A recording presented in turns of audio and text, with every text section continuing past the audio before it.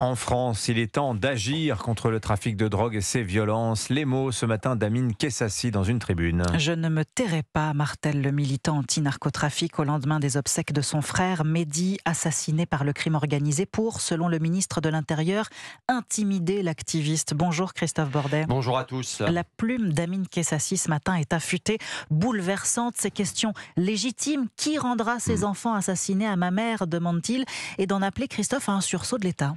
J'ai enterré mon frère, mon cœur n'est que blessure, la douleur m'éparpille. Amine Kessassi, connu pour son engagement dans la lutte contre le narcotrafic dans la cité phocéenne, prend la plume effectivement pour la première fois après le meurtre de son frère. Hier, dit-il, je l'ai enterré et aujourd'hui, je parle. Le ministre de l'Intérieur évoque un crime d'avertissement. Mais un crime d'avertissement n'est jamais un avertissement, continue-t-il. Mehdi est mort pour rien, il n'était coupable que d'être mon frère. Endeuillé et meurtri, Amine Kessassi le martèle. Hors de question de baisser les bras face au narcotrafic.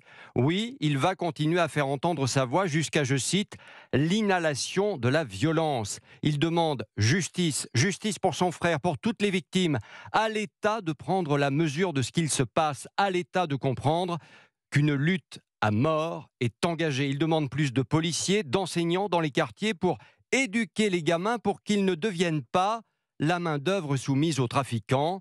Et de conclure, levons-nous ensemble contre les narcos. Courage, on ne peut pas tuer tout un peuple. Merci Christophe Bordet. Le parquet de Paris et la Juridiction nationale de lutte contre la criminalité sont saisis de l'enquête sur l'assassinat de Mehdi Kessassi. Des enquêteurs qui sont, il faut l'admettre, parfois dépassés par les méthodes des narcotrafiquants.